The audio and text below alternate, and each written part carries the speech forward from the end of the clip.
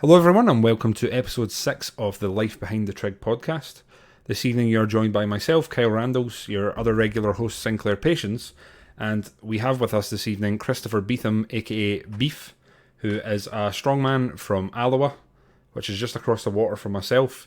He has quite an impressive CV, and he's been recently trying his hand at the games, and this year I believe he's going to be putting a bit more time into learning the disciplines and hopefully having a go at it next year, seeing as there's plenty of time. He is a Scotland's Strongest Man finalist on 3 occasions. He's a World's Strongest Natural Man competitor on 3 occasions. He's also won Scotland's Strongest Natural Man.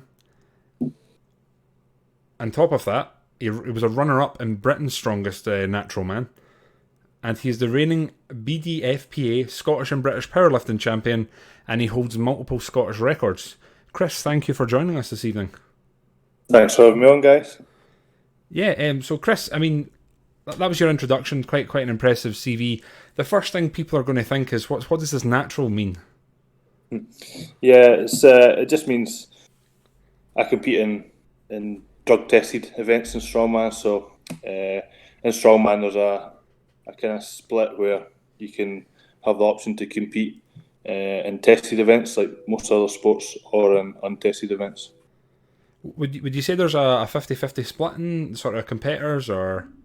No, I would say that the untested competitions certainly have more competitors competing in it. They generally they're the more competitive leagues or federations, you say. So it usually have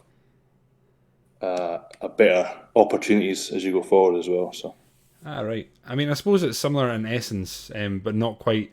So we've got a professional and an amateur games. You'd probably say there was more opportunities in the professional ones, but both of our competitions are obviously drug tested in season during the games randomly.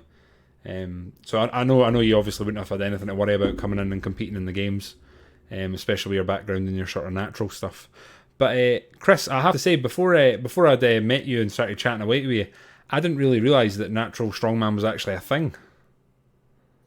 Yeah, I think most people just assume that all strongman, because it's on TV, is drug tested or has doping rules.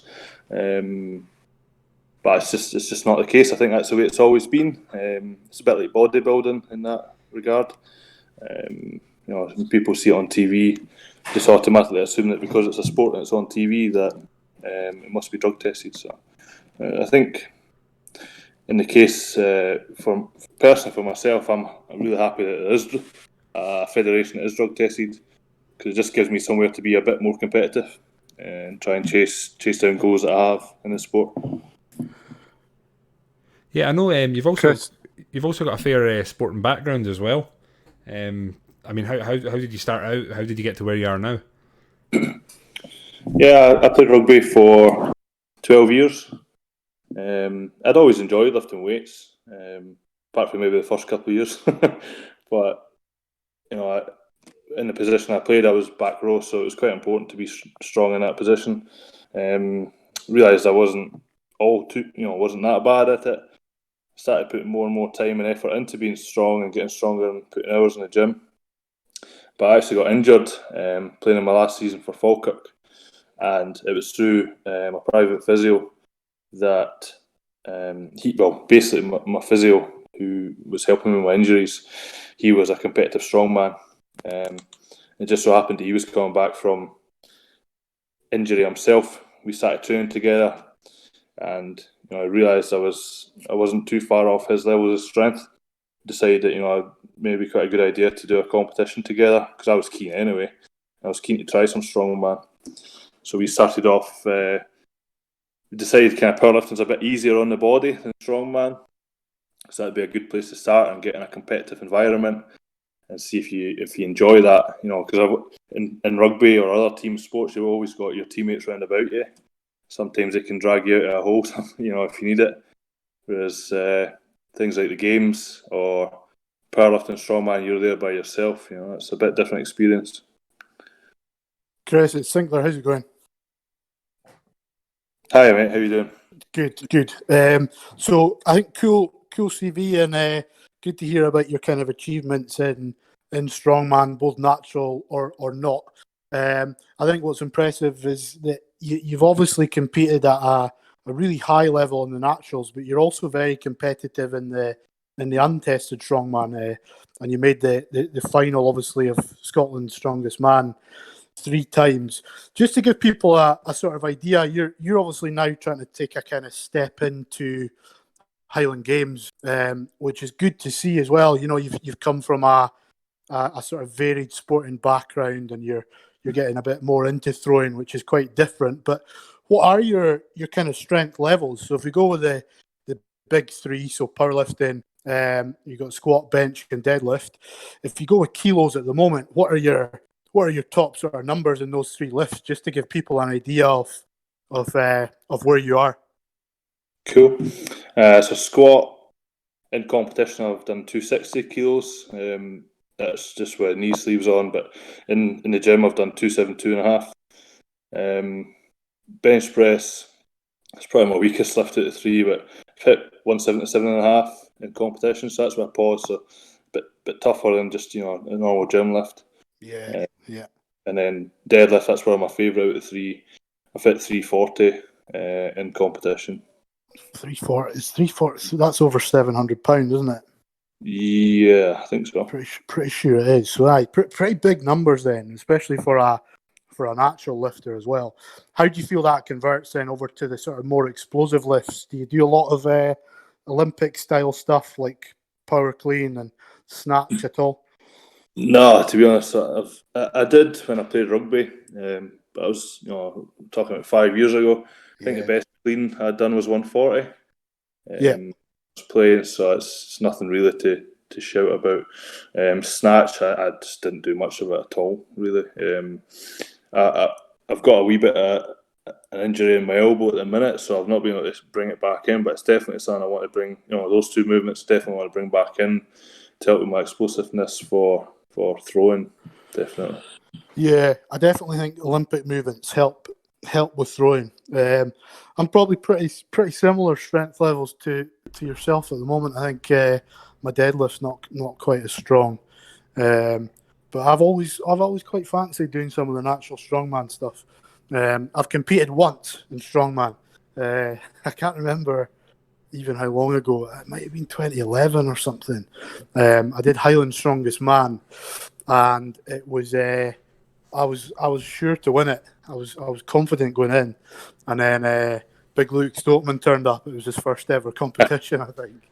So he's progressed since then. I took second to Luke. I've never heard of that guy. We mentioned him last time, but he's gone on to do pretty well with his brother, which is cool. But there's a bit of a background in strongman and Highland Games, so you'll probably have heard of Gregor Edmonds. Yeah. I met Expo last year as well, actually. Yeah, Gregor's a good guy, and he was obviously Scotland's Strongest Man, and he competed in World's Strongest Man as well when he was young, and he's one of the guys that's gone on to then win the professional Highland Games. So he's probably quite a good guy to get in touch with regards kind of making the switch over to throwing. But there have been a number of guys in the sort of 70s, 80s as well. So Jeff Capes was obviously World's Strongest Man, and he converted into Highland Games. He was a shot putter anyway, but towards the end of his career, for the last sort of, I think, 5-6 years, he came over to the Highland Games and was really successful. He's still got a number of records throughout the country, I think. But what are you finding the most challenging thing about making that switch from obviously powerlifting and strongman, which tends to be relatively linear? Like, I know in strongman there's a number of moving events, but there's not too much rotation, is there? Yeah, that you've hit the nail on the head with that. Even in strongman, if you run about moving with an object, or, even carrying a stone or something like that, there is no rotation. The only rotation is when you're turning around to run back. For me, it's definitely the thing I find the toughest is the throwing the weight. Trying to get the footwork right for that is proven difficult at the moment. But just thinking about the hours you put into things, the hours I've put into powerlifting, or even just squat and bench and deadlift over the years, and you put that as a comparison towards the hours I've put into throwing, it's uncomparable. Yeah. And I think to get well, they talk about that 10,000 hours, like to get to the top level of anything, you need that 10,000 hours. But I think for games, if you're getting out once a week, if you continue to do that until next May, you'll have a fair few sessions under your belt. Yeah, that's the plan. Just keep throwing as often as I can, which is once a week at the moment. Hopefully, I can maybe up that in the future. But it still feels, some of the movements still feel like, because I'm getting used to them, it's still taking a little bit of toll on the body. You just feel a little bit sore the next day because I'm not used to using those muscles. Yeah, no, it definitely does. I think you mentioned the weight being one of the tougher ones to kind of get a grasp on. That's probably one of my preferred events, and it's not because it's rotational. Like, I don't really come from too much of an athletics background either, so I think the way that I approach a lot of the throws is that they are linear as well. So although you're rotating, you can turn the 28 into quite a linear event. So once you've done your initial turn, that drive to the trig is basically just a linear movement. And as long as you can get your feet in and planted, you'll get a good drive on the weight. But I know Kyle's been doing a wee bit of work with you. So Kyle, if you want to come in and maybe talk about some of the stuff that you've been working with Chris on, in terms of making that transition from lifting into some throwing. I mean, the first thing I said to you, Chris, and I do this with most people who ask me about throwing, is I'll basically tell them just to go out and do a certain amount of throws for like 2 weeks or a month to basically make sure I'm not wasting my time. Yeah. So Chris went out once a week for a month. He sent me some videos last week, and we just pointed out some minor little things for him to fix. But Chris, as much as it's a disadvantage you never having thrown, it's also an advantage because you have no bad habits. So, for example, I trained for years with shot put, but without focusing on shot put. So all it was me throwing. So I've got all these bad habits now that Lucas is constantly shaking out of me. Whereas yourself, you're just a rough diamond. Like, they're just wee things needing fix, and then it's just reps. As we said, 10,000 hours and you'll be sorted. I think, I think it's probably the first time I've ever been called a rough diamond in my life, but I'll take it. Take it and run. Chris, how do you find the sort of camaraderie at the game? So obviously you've come from rugby, where you mentioned already it's very much a team sport. Into strongman and powerlifting, which they're individual sports, but I know there's still a fair bit of banter with the guys. And do you find the game's pretty similar in that respect? Yeah, like you said, rugby, there's always loads of banter and it's good fun. After training, during training, at the weekends after games, you always had time for a bit of laugh, socialising. Powerlifting, that was my first venture. It's a bit of love-hate relationship for me, powerlifting. I love it because it's good to train for. It's easy to train for. It doesn't take too much out of you on the day. But there's zero camaraderie. Even people in your own weight class, they hardly speak to you because they're usually getting ready to compete or they're warming up. You're sitting waiting until it's your shot. Nobody in your own weight class really wants to talk to you. So it's just really quite awkward. I'm always quite glad to get back in the gym and get back training for the next one again. I can't imagine being at the games and being like that. Like, I just want to talk nonsense whilst I'm there. You know what I mean?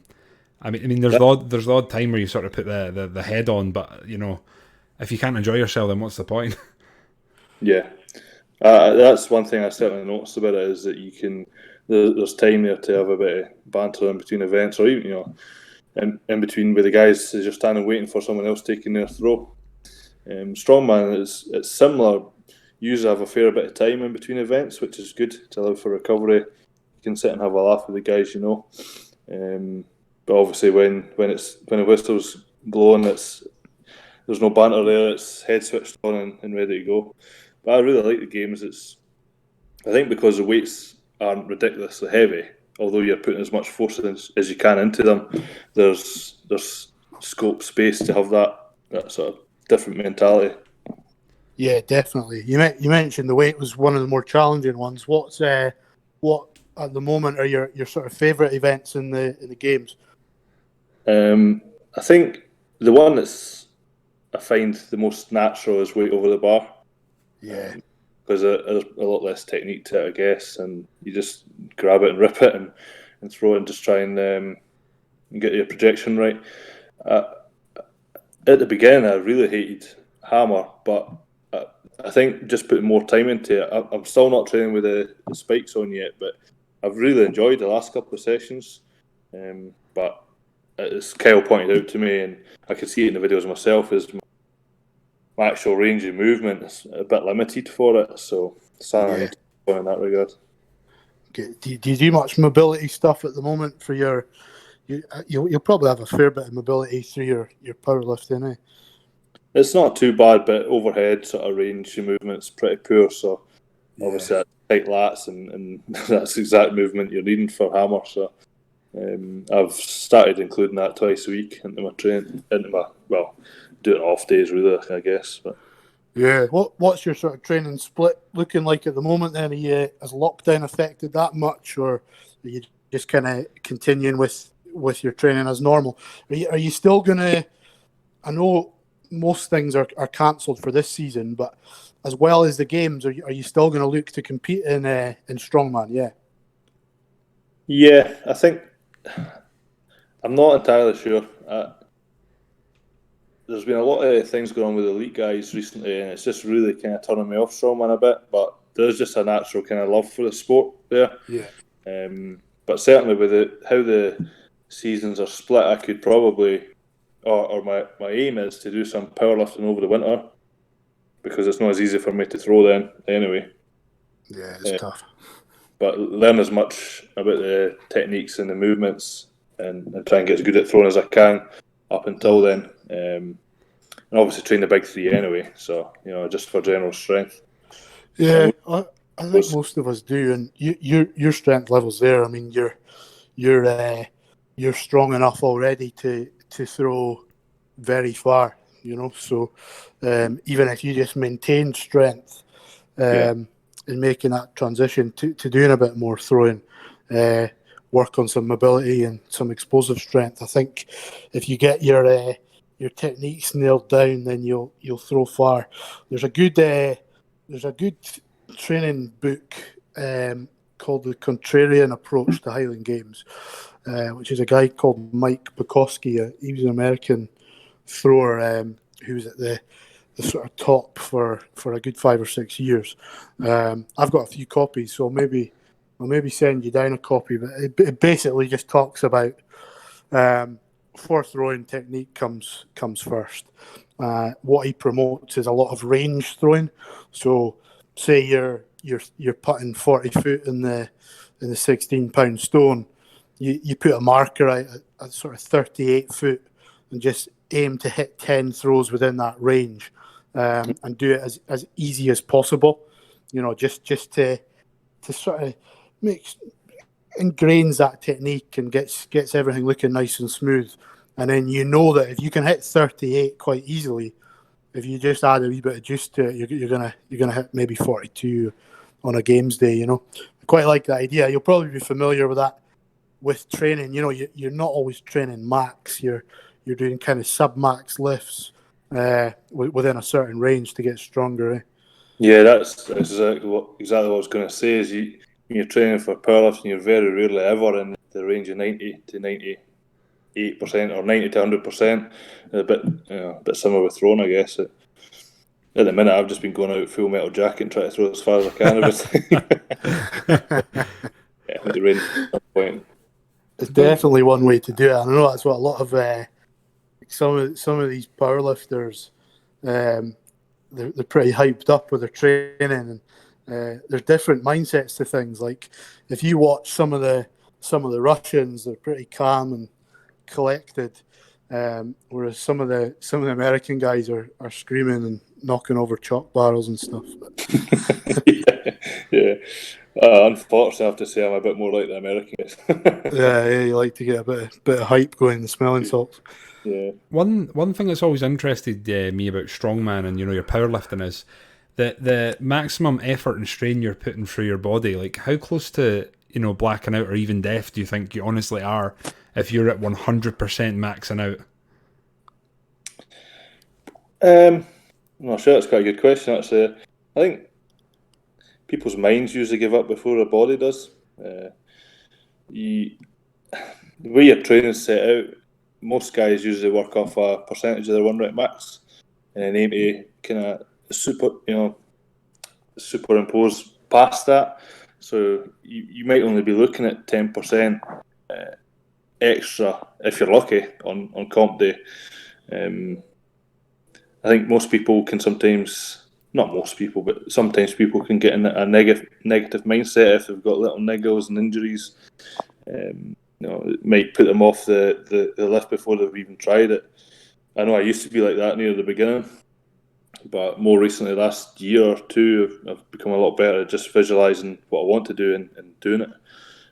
But in terms of blacking out, I think the closest I've ever been in Britain's Strongest Natural, it was my first one, and it was my second ever comp actually, and it was held in Turriff North, and we had a tractor pull, so you just had the harness and a rope on, but it was on gravel, and literally I didn't finish. I think I got 3/4 away, but the results just finished on how heavy you were. So the heaviest guys won it, second heaviest was second, and so on. But you put so much exertion at that's probably the closest I've ever been to blacking out. Yeah, I mean, it's not really something I would say I regularly experience when I'm throwing. Maybe, I can say on a warm day, like a proper warm summer's day, or even when you're abroad competing, if you run with a caber and hit it, sometimes after it you're kind of, or maybe the hammer. I don't know what your thoughts are on that, Chris Sinke. I near black out when I tie my shoelaces sometimes. But nah, I've never really been close to that in lifting. I don't think I push myself enough. But with my lifting, I'll tend to for kind of strength phases, I'll use that modified 5-3-1 type program. So even your 100% is 90%. So that's like that Jim Wendler.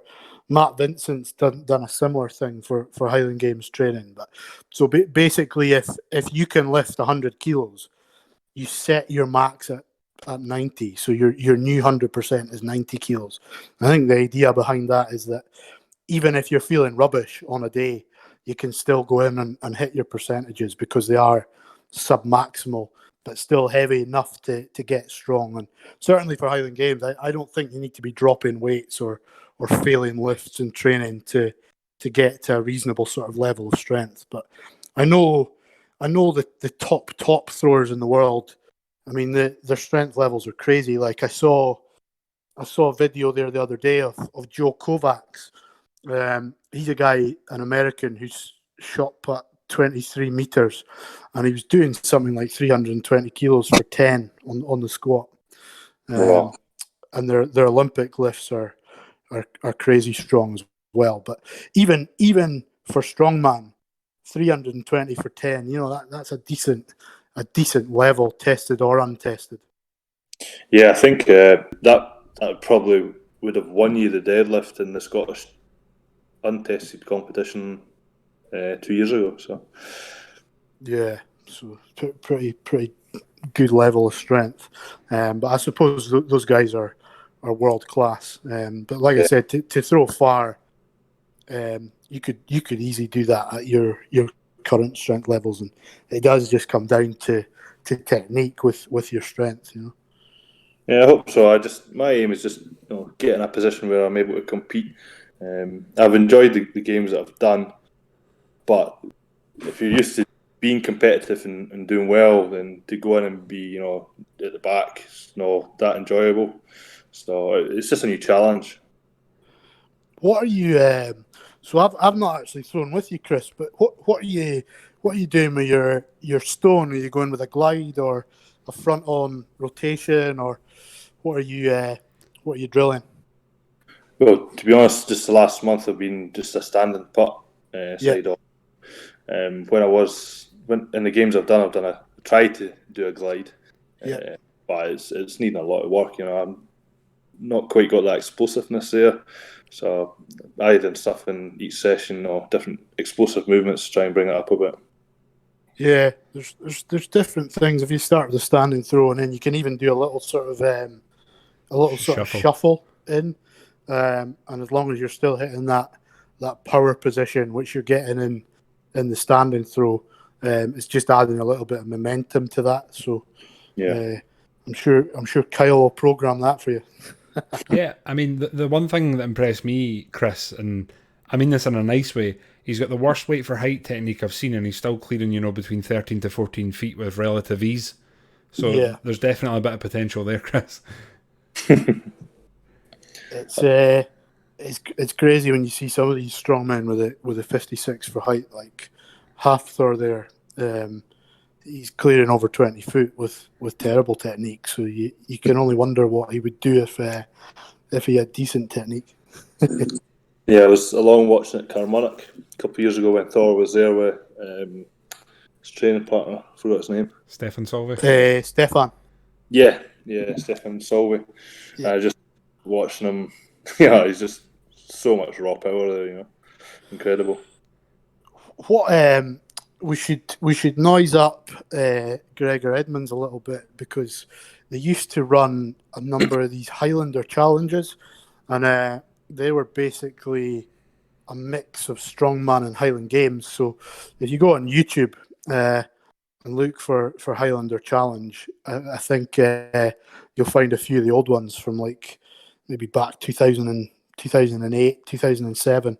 Because when Sebastian Venta, he's another guy actually that we've not mentioned yet, but he came second in World's Strongest Man in 2007, and then made the transition over to Highland Games. And when he first started, again, he did a bit of a shot putting background, but he was pretty linear in a number of the events. But after two or three years, he really picked up the techniques well and started throwing very far.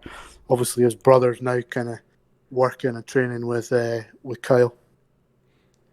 Yes, yeah, I still think Sebastian's heavy hammer is one of the most impressive raw power feats I've ever seen in my entire throwing career. Like, it just swings round 3 times for nothing, and then at the end there's just this explosion and the hammer just flies. Yeah, he's an explosion, but he wouldn't pull in on the hammer. He'd still stay sort of long in the arms, quite relaxed. Yeah, I mean, Chris, have you got any standout memories so far from either your strongman career or your maybe 5 to 10 Highland Games you've done? Is there anything you're sort of, what stands at the top that you're most proud of? Well, from a Highland Games point of view, it's probably going to sound quite, I don't know, poor or basic to most gamers, but most throwers. But I'd had a number of games where I really wanted to flip a caber, or at least get up and run with it after my first experience. But I think it took me about 5 games then before I eventually got up and moving with a caber. And then I think my 6th game was at Earth, and I actually managed to almost turn it. I think it eventually got told it was 75 degrees. So actually just getting up and running with a caber and being able to put some effort into trying to toss it, that was really cool. Strongman, I've always it came quite naturally to me, other than the static lifts. Those are what really kind of held me back in the beginning. But one of my, I guess it's powerlifting actually, but one of the biggest things that ever, or my best memory, was deadlifting 300 in competition. It'd been in my mind for a long time, and most people probably know, but my actual injury I was at the hand of getting at rugby was a fractured back, fractured spine. It was a pars defect, and it was definitely on one side, and we couldn't confirm if it was on both sides or not. So initially, deadlifting was always a massive. It was quite scary for me, to be honest. It was nerve wracking in the beginning because I always got a lot of pain. So to eventually go on and pull 300 in competition, that was huge for me. And then I've more training, I've managed to surpass that now. But I always remember that moment.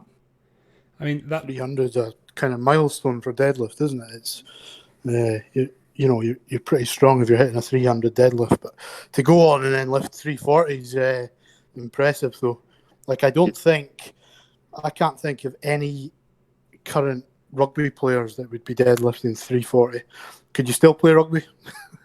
Nah, I think my mind could, but Yeah. it's actually I hadn't ran, to be honest, in about 3 years, and for throwing you need to be mobile, and so I thought I better start doing a bit of running, and it was surprising. I've put on a fair bit of weight. I think I've put on 4 stone since I stopped playing rugby, Right. but certainly the ankles and calves and knees were feeling it the next day. The other thing with strength sports, though, is you can compete until you're a bit older. Like with most strength athletes, they tend to peak sort of mid to even later 30s, and I know some of the strongmen are right into their 40s and late 40s, aren't they? Yeah, that's right. I'm even taking, I suppose, probably the most famous old guy, if you can call him that, in the sport is Mark Felix, who's in his 50s. He's still at the highest level, which is, to be honest, just incredible. Considering the number of years he's been doing strongman, and personally, what I feel it takes out of your body. I can, looking at programming and training wise, for my clients, I never program them to train strongman every week continuously because it just takes too much out of you. That's why I tend to train it in blocks. Yeah, and Mark Felix, he came to Boyne Highland Games because he always take the Dinny stones there, and I'm sure he now has. I don't think he did it at Boyne Games. He gave them a lift there, but I think he then went to the Arnold Classic, and on the replica stones held them for a world record. I couldn't tell you how long he held them for, but he's got massive grip strength as well, doesn't he? Yeah, I've actually shook his hand, and I like to think I've got not bad sized hands, but his hand just engulfed me. Yeah, just humongous. Well, you'd messaged me a few weeks ago saying that you thought you maybe had the wrong handle on your training weight, though, eh? Sorry, you broke up there a little bit. I was just saying you messaged a few weeks ago saying you thought you maybe had the wrong sort of handle on your training weight, though. Yeah, it just felt a bit small on my hand. Yeah. The actual thickness of the handle was so thick that I couldn't get a hook on it, or it's very difficult to hook on it. So I wasn't sure if it was ideal or not, but I'm going to look at getting a different one. I mean, I did go by Chrissy's house last week. He actually was good enough to give me some weights plates. So I'm hopefully going to move on from being the world's most accomplished 75 kilo lifter to the world's most accomplished 110 kilo lifter. But I saw the weights he was using. He showed me his hammer and whatnot. But that's one of the thickest handles I've ever seen for a 28. So it's definitely not helping. That's for sure. It's one of the unique things about the Highland Games is obviously every event you go to, you will throw different implements, but sometimes for training you want a bit of consistency. So yeah, maybe get that sorted and it'll help you out a wee bit. Yeah, I think notable mention here though. I know you guys have a little bit on the previous episodes, but a big thanks obviously to Willie Robertson because it was him that helped me out originally and given me all the kit. So it's a shame really because he passed just after he'd given me the stuff, about a month after. So he's obviously I think he's got both Kyle and yourself, but he's got a number of other throwers into either athletics or Highland Games as well. Speaking of sort of people that have influenced you, what sort of made you? I mean, you said you liked resistance training and lifting. But who's been a big influence for you in both powerlifting and strongman? Is there anyone that stands out that kind of spurs you on and supports you? Not really. To be honest, when I first got into it, I just wanted to be stronger than everybody. And then, looking at people for advice, I always thought, when I first got into sport, the first strongman competition I went to watch was Scotland's Strongest Man, and it was the first time that Luke Stoltman won it. Yeah. And I remember looking at him and just thinking, I want to be like that guy. Then realised he was actually I think he's about 2 years older than me or something like that. So had a long way to go back then. But no, you just, the guys who, I quite like guys who talk sense. So even elite point of view, looking at guys like Martin Zlissis, I know he's an easy pick because he's the world's strongest man, but he actually knows what he's talking about, and he comes across really well. So at the moment, if I'm looking at someone who I find inspiring, it's somebody like him. I think strongman's changing a wee bit more recently. So you obviously mentioned him, and perceptions of it are changing as well, aren't they? It's becoming more popular, probably just with the rise of things like social media, but it's almost mainstream now, strongman. What do you think sort of prompted that change, and does that motivate you to continue? I know you said you're a bit miffed with some of the stuff that's going on at the top level at the moment, but does the recognition kind of push you on a bit? Yeah, I think you hit the nail on the head with saying social media. I think that's had a massive impact because everybody, the internet obviously and YouTube, but everybody has access to a lot more material now. Yeah. They have access to coaching videos, access to how-to videos, as in what do you need for a competition, how do you get into a competition. There's online coaches everywhere. I'm one of them. But it's almost as if powerlifting or being strong has become fashionable. Yeah. And we last episode we sort of talked about the future of Highland Games, and one of the things we mentioned was the inclusion of adaptive athletes, the inclusion of female athletes, and those are all things that are already happening in strongman. Most of these big sort of expos and competitions, there's a number of different events going on at one time, isn't there? Yeah, absolutely. CrossFit as well. I think we were saying about strongman becoming more mainstream. With powerlifting, it used to be a thing like it was sort of in the dungeons. Nobody heard about it. There was maybe one big powerlifter that nobody ever spoke to. And when I was young and growing up, that's what gyms were like. Yeah. But now you see, there's.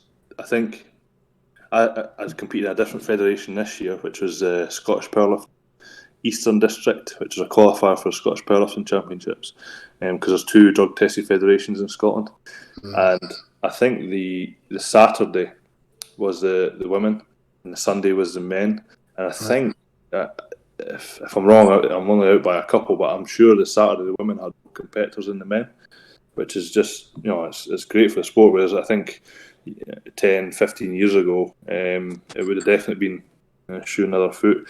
And strongman or strong, being strong is certainly going down the same route. There's more competitions popping up for both males, men and women, which is great to see. And obviously, there's masters and juniors categories as well, and obviously they're tested and untested. So certainly very accessible for everyone. And I think hopefully, continuing on to what you and Kyle were talking about last week, hopefully it is something that can continue on to other sports like Highland Games as well. Yeah, definitely. I think it's probably needed for the growth of the sport and around the world, certainly in America anyway. It's getting there. Most events have a number of different categories. we've a fair bit to go in Scotland, and obviously the coronavirus and the recent lockdown. It's not going to make things easy. We don't even know if we'll be back fully next season, so we'll just need to see how things go there. But where I mean, you've touched on it briefly already, but if you do stay in strongman and powerlifting, what would you like to do with that?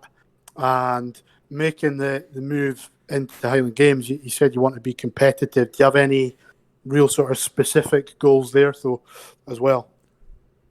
From a powerlifting point of view, there's sort of certain numbers I would like to hit. An 800 at the moment. I've got a 750 kilo total in raw powerlifting. So obviously my 340 deadlift, I pulled that in a suit, so it gives you a little bit extra. My raw deadlift is 312 and a half now. So I would like to get up to an 800 total. That's puts you more in a kind of more elite zone for, especially, well, not elite, but in Scotland, you know, top guys who pulled over 800, maybe only in the region of 10 to 20 people. I'm not entirely sure, but and there's a website. It's called Open Powerlifting, and you can compare your lifts across the board and sort of any way you wish, if it's by deadlift in order or in your weight class, and so you can actually do it in Scottish ranking. So I think on deadlift at the minute I'm about 13th. So to push up in the top 10. Top 10, yeah, top 10 first, I suppose. Top 5 would be really cool. Yeah. Strongman, to be honest, my goal for that is kind of changed every year.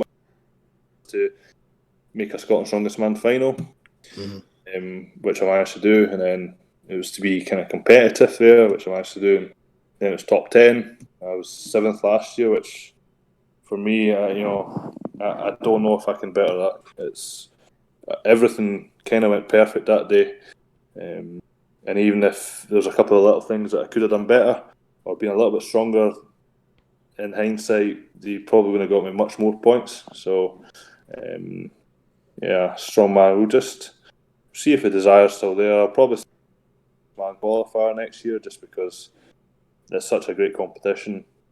The guy that runs it's put his heart and soul into strongman in Scotland, and it's just always good to put yourself up against the best guys in Scotland. Is that Stuart Murray?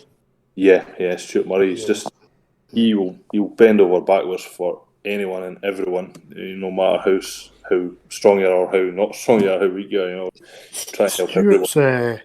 So he'd often be at a number of Doug Edmonds games, and he'd run the sort of strongman side of things. But he's got the biggest forearms I've ever seen. Yeah, he's got incredible grip on him, that's for sure. Is he still lifting himself? Yeah. Every time I've been down there, he owns Burns Gym. Yeah. And usually in the run up to his competitions, I'll try and pop down there and just get a feel for some of his kit, so I kind of know what to expect coming up in the competition. And he's always kind of hobbling about, complaining about his back or his hip. He's been deadlifting heavy the night before, so I think still doing the boost down there.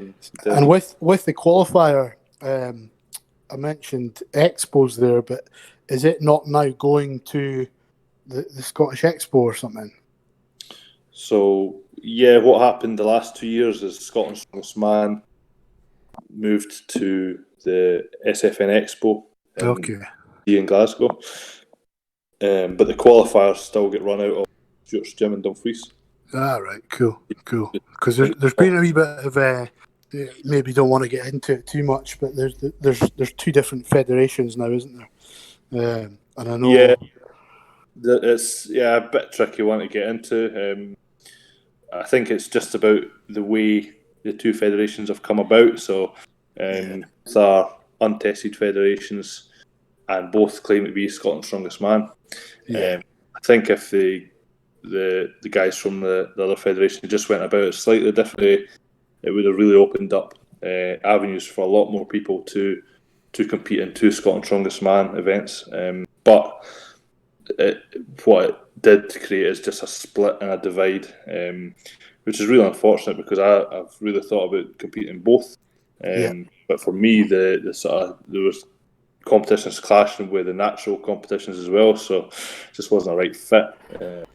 Hopefully that'll work itself out, because I suppose at the end of the day, everyone's just in it for the same reasons, you would hope, So hopefully over the next couple of years that'll pull together into one, maybe. Yeah, I hope so. Yeah. And what about Highland Games then? You're obviously getting out as much as you can. Yeah, getting out as much as I can. Just I enjoy it. It's just you like it to feel better, and you like the distances to be a bit further. So, my putts, I just need to learn how to glide properly. But getting the light putt up towards 40 foot would be nice. I'm kind of stuck in a wee bit lower than that at the minute. But my weight over the bar, I hit a PB at Gourock Games. That was 13.5 foot. So to get up 14 wise with that, and just try and keep progressing the weight for distance in the hammer. Hammer, when you look at the hammer, my numbers are way off. I think my best hammer in comp is 80 foot, and last week I managed to send it to just over that. But when you compare that to the top guys, it's way off. So I think good numbers, for starting out, if you can get your putt to 40, you can get your lightweight up close to 60, weight over the bar, that's already a good starting point. Hammers 120 and maybe 90 in the heavy are good numbers. But no, I mean, it sounds like you've come in with obviously a real good amount of strength, and it won't take you long to get there if you keep throwing once a week. Yeah, I hope so. Just keep it going. I think just take it a foot at a time, I suppose. Yeah, we'll keep. Kyle will probably lead us into a little bit of wrap up, where I'm sure we'll have some discussion. But you mentioned that you're doing a bit of coaching yourself. So have you got any kind of social media channels or anything you'd kind of like to mention, Chris, on the podcast? Get some shout outs going. I don't have like a personal business or coaching side thing. I just do everything personal. Instagram, so that's just _beef to keep it simple for everyone. And if anybody wants to contact me through Facebook, that's just Chris Beetham. You'll have all the butchers. You need a butcher sponsorship with that name. That's for sure. But Kyle, just leading into the wrap up, have you got anything I suppose you want to, Chris? I mean, bring up with Chris? I'm not sure of the exact amount of games you've competed in, but are there any that stand out to you as something you really enjoyed? Is there anything in particular you've enjoyed about your experiences competing as a sort of, I mean, I'll use this word loosely, but a novice? Yeah, the first one actually was, as you well know, it was Alva Games for me. Scorcher. It was quite a strange experience, because the last time I'd been there, I was actually running the hill race, and I remember the sort of whistle blowing or the gun going off and seeing everybody running around. I think we were sort of warming up for the weight for distance. It was just, it was kind of surreal, me looking up at every hill race, and I was actually in the middle of the ground, so that was quite cool. I think I always quite enjoy Alva, because it was always the games that I went to watch when I was young. But I've only done 4, 5, 6 games, but I know you don't know if I'm going to say this, but Gourock don't class as a real games because there's no hammers. Correct. But, that's my favourite kind of games. There's also, just to add insult to injury, there's a stone lift and carry for time, so it gets even worse.